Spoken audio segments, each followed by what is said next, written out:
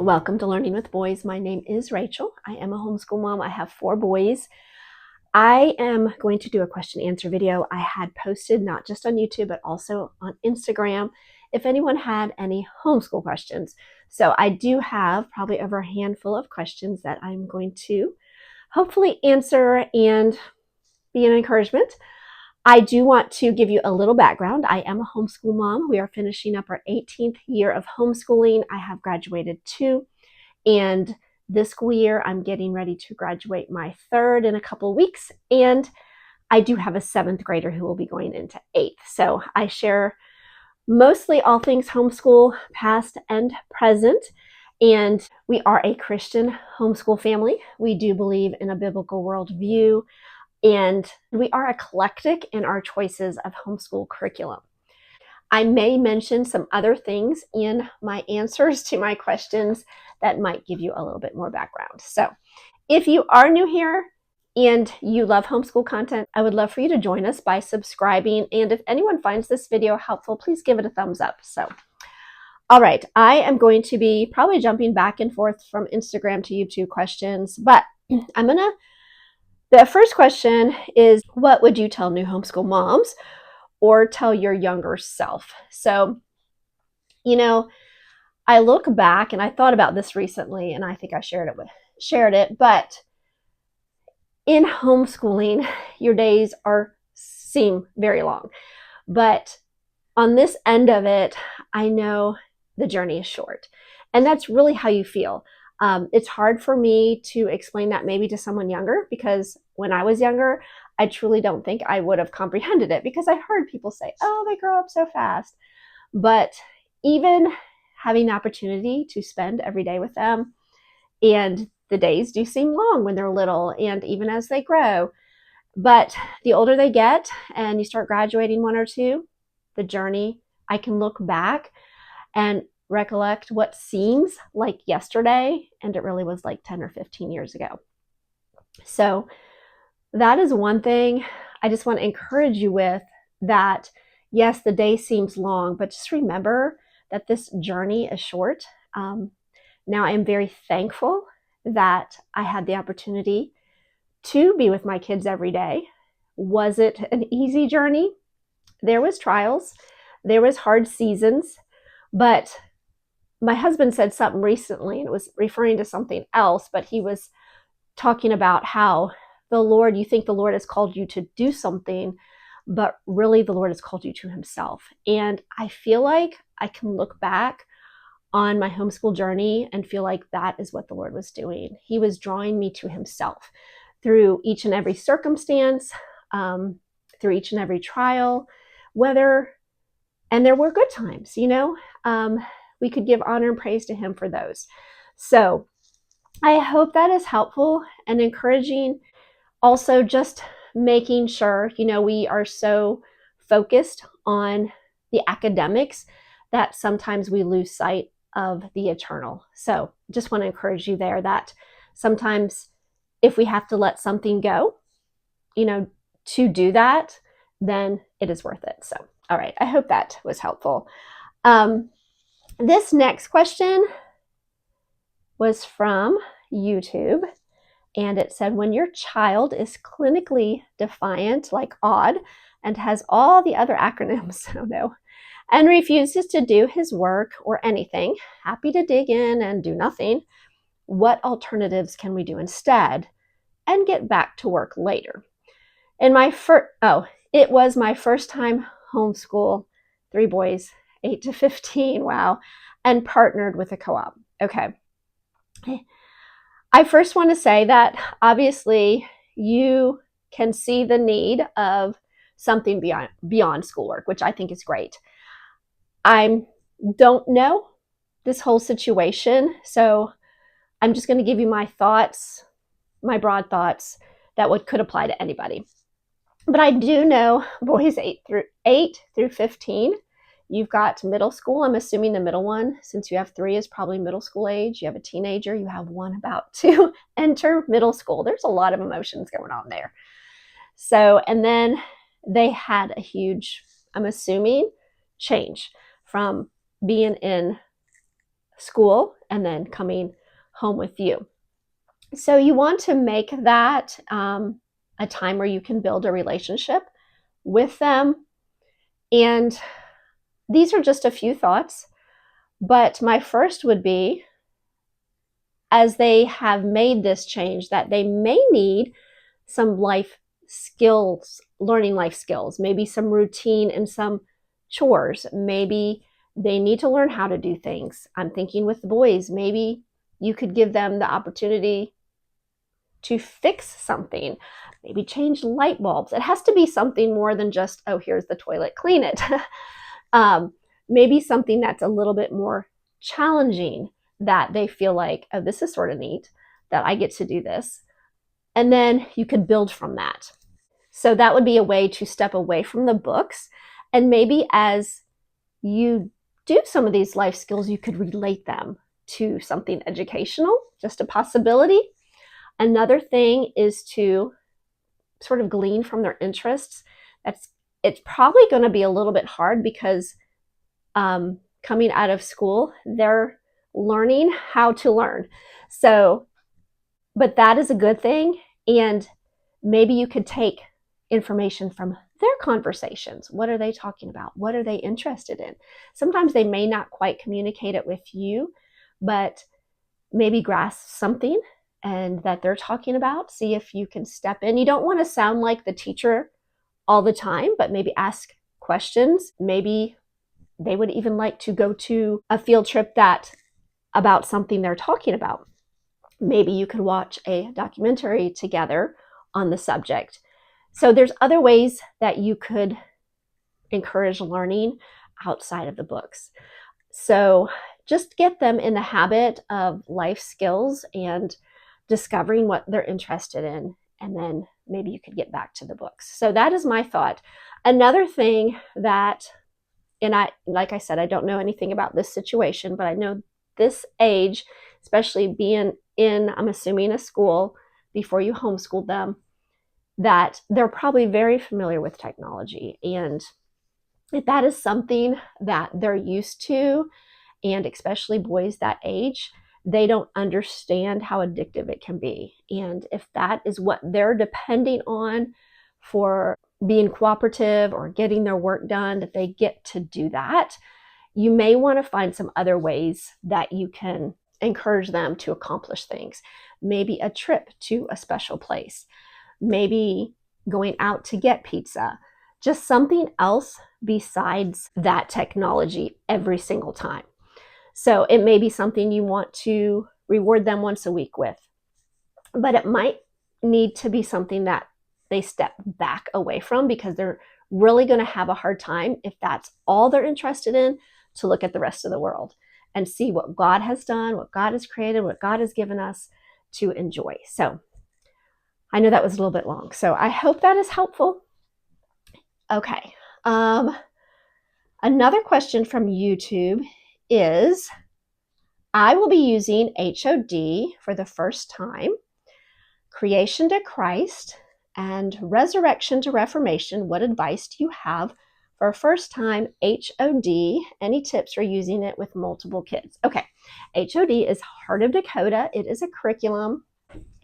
It is a curriculum that we have been using several years. I have videos on it, and this is the one my son is using this school year, which is actually Revival to Revolution. So it is a Charlotte Mason style curriculum. I feel like I need to let some of you all know this as I answer this question. So they use a lot of living books, which is time consuming.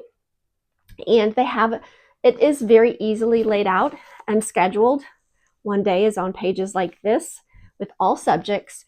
And the one thing I would encourage you is to maybe really, as you, the parent, get familiar with the guides and the first 6 weeks of work. That way you are a little bit familiar with it. Definitely read through the guide as the mom, the teacher. Get familiar with both those guides, maybe up to 6 weeks. Get an idea of the flow, what they're expecting of you, because on the left side is going to be all your history. You're going to have history projects, you're going to have independent study, you're going to have extras. So you may look at the first 6 weeks and realize, Oh, this looks neat. This looks neat. They are not going to want to do that project. You may decide that's okay. Or you may look at the first few projects and think, okay, I'm not even going to think about the history project the first few weeks. I'm just going to focus on the history and the story time and maybe the independent study. These are just suggestions. I don't know how motivated your kids are on being independent, because by the time they hit creation to Christ, that is what you are hoping to accomplish, is some independence from your children. It's more of a middle school age guide. I know for mine, it took probably a good part of the first half of the year for me to see a lot of independence. And definitely by the second semester, they were, especially like for science and things like that. So, but when my kids were younger and I started Heart of Dakota, I really had to have my morning scheduled pretty tight. And that is part of a homeschool teacher, is that you are the teacher. You are giving your time to that for that season. It is a commitment to make. So if you're willing to do that, it all comes together and it all works. But it does take some time for them to learn the curriculum and, story time, read alouds. You may even want to figure out timing of doing that. I don't know if you have younger children also, and really you could have some sit with one child while you're reading. You can have some sit with the other.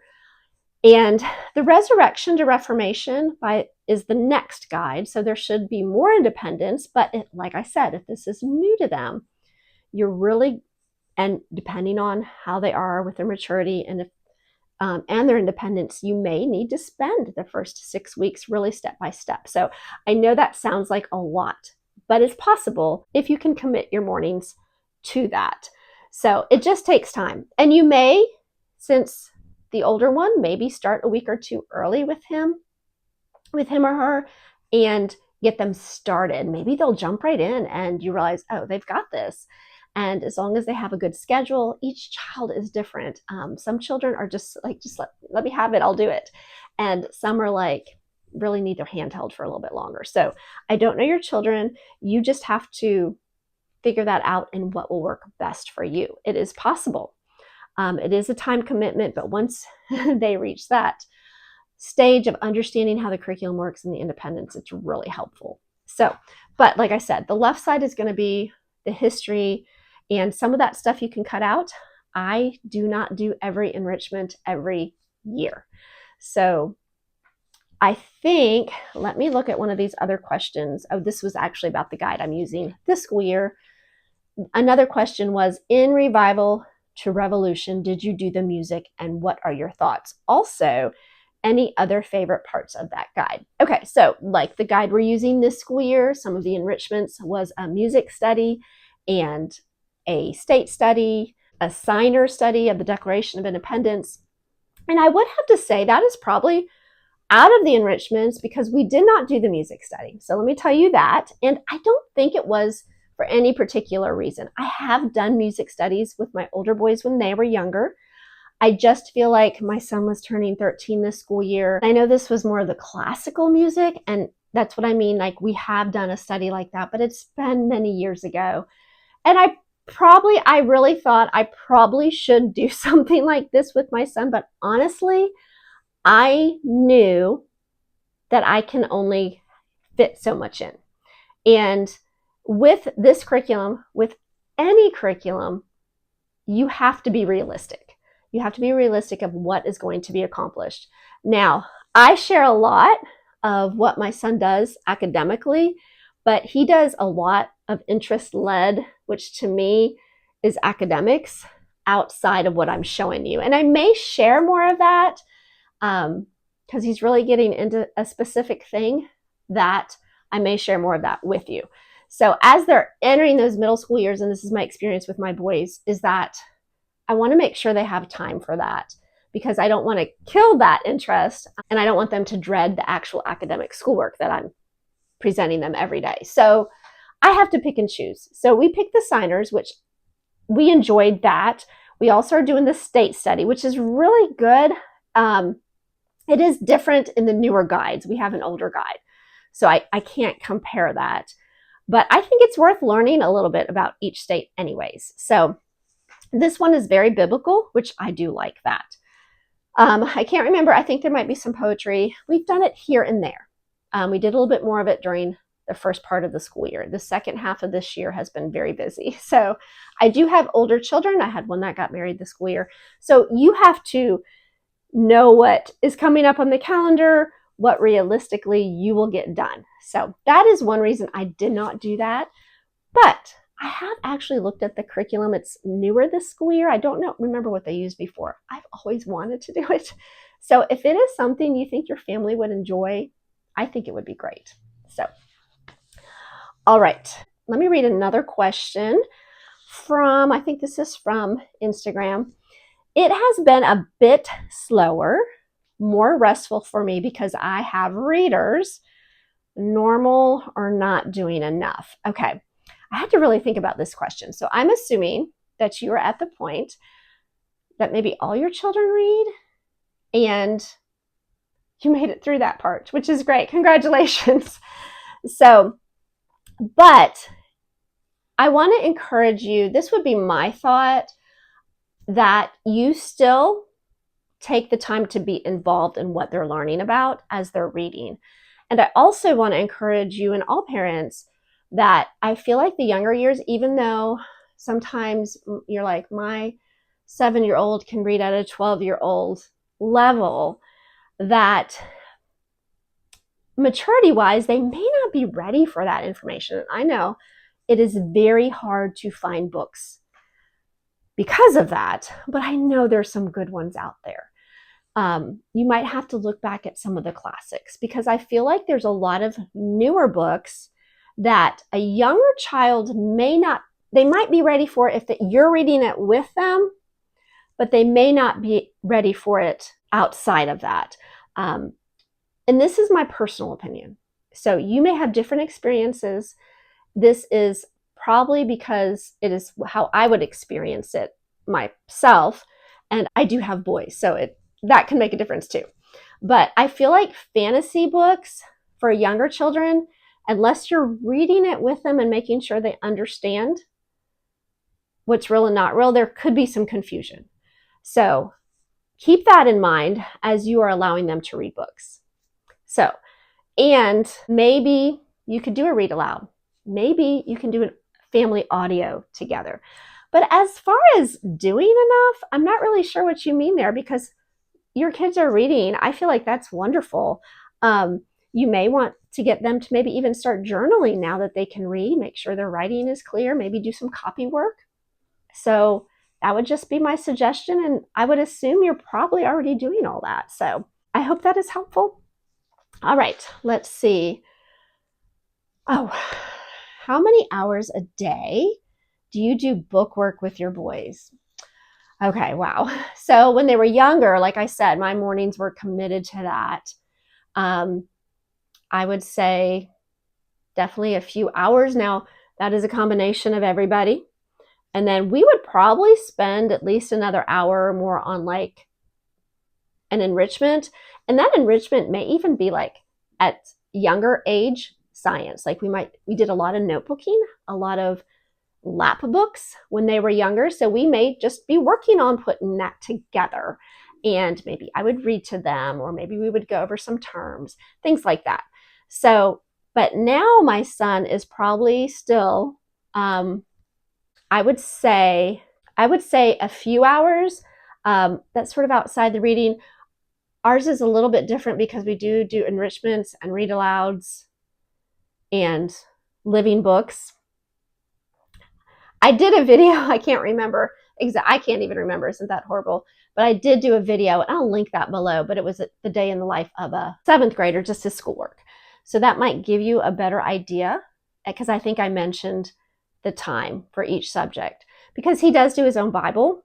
So, we do Bible every day. So that would be a consideration too of time. I mean, that can be up to 30 minutes of someone's time, whether I'm doing it with them or they're doing it on their own. So that is something to keep in mind. All right. 2 more questions. And one is 4-year-old joins 6-year-old lessons. And then in parentheses, minus read math. So not the reading and the math. Repeat when he starts kindergarten K work. Handle ranges. Okay. So I'm assuming she's asking me, okay, she has a 6-year-old, she's doing the schoolwork with him, and the 4-year-old is joining in. And should she repeat the exact, I'm assuming, extra beyond math and the reading?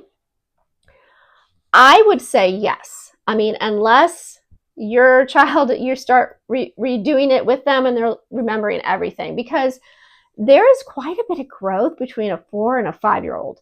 And I was even told that when my son was going into kindergarten. And I do work with preschoolers in our church, and there's a huge amount of growth between a 3-year-old and a 4-year-old and a 4-year-old and a 5-year-old. And just, you know, a lot of times they're listening, but they're going to listen at another level.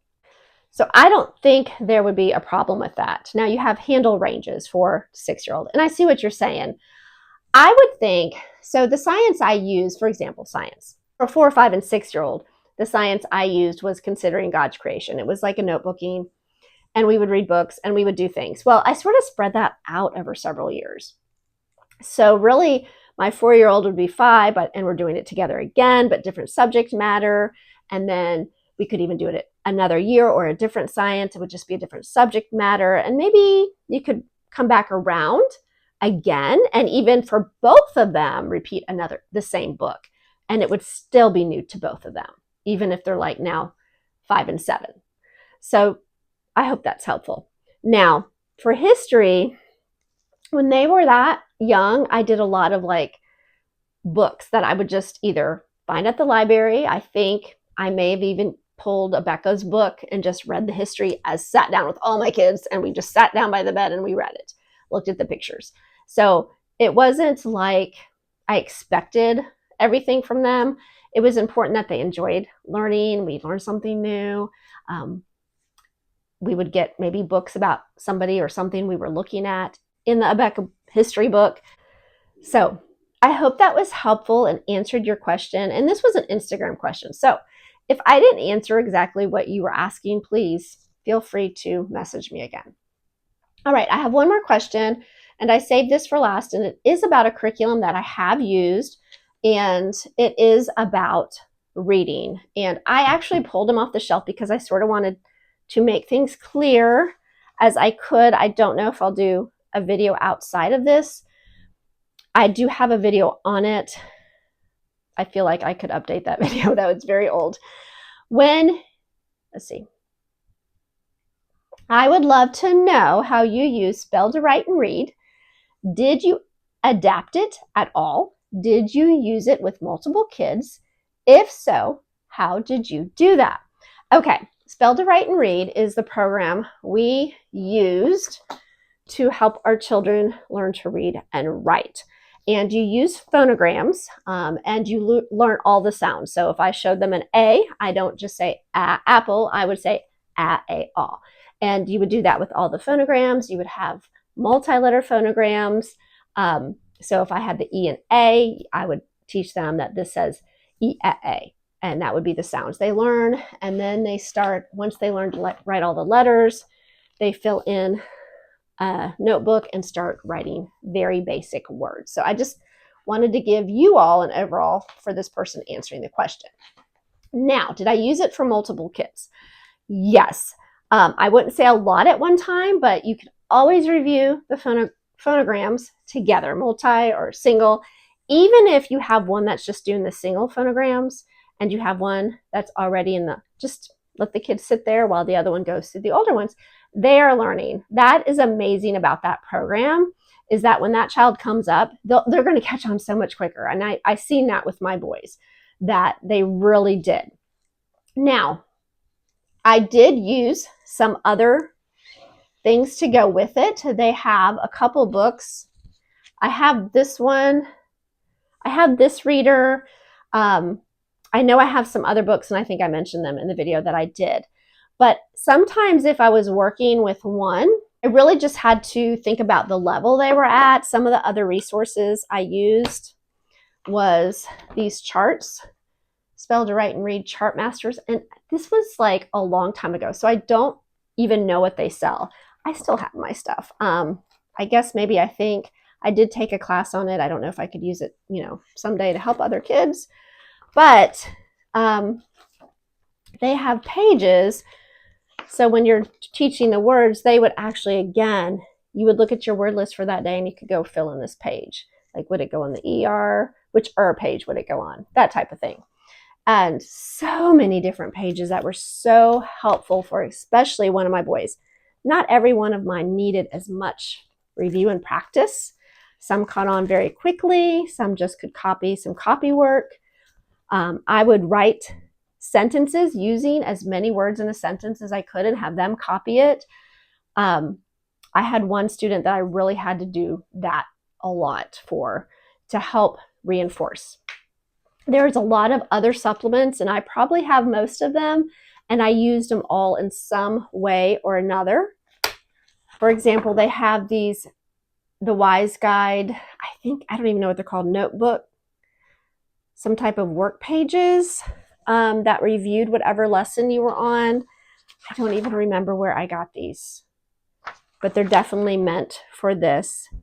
Nicole Cull, Cull, revised 2006. I don't have the cover for it, so I don't even know what it is. I have all this stuff in a 3-ring binder. So now, one thing I did do a little bit different, and I will tell you, especially if this is something you are already using or really looking into, with my third one, I used this a lot. He knew the phonograms, he knew how to read, but in first grade, I did use the My Father's World curriculum just for the phonetic part of it, and because it correlated so well with this. And it just, my next one up was a struggling learner, and I just needed something to keep my third one going. And I couldn't always put in the effort and the time, but it correlated so well with this that I did it with my last one. I did the My Father's World first grade curriculum, and they were in first grade when I did it.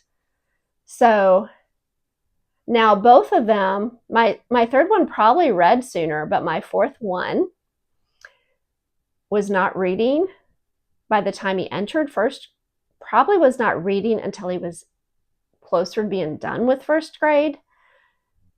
Reading well, reading a book, but he is my best reader today. So that could go back to the question of telling myself, what would I do? That they're all at different levels. Just because they read late doesn't mean a thing, and don't get discouraged. Just be patient with them. And that's what I was. I was very laid back with him, and I wasn't going to let somebody else's opinion bother me because I knew he was progressing and he was enjoying it. So, and now, he is in 7th grade, but he probably reads at a high school adult level. So, and his spelling is pretty good too. It's not the best, but we have not been consistent with spelling like you're supposed to be, but I'm not worried about it. So, all right. I hope this was helpful. If you want to hear more about anything else, just question below, question me on Instagram. I'll leave links for all that below. So this video was long. I apologize. I hope I got all the questions answered. I hope you all have a wonderful week, and we will talk to you again soon.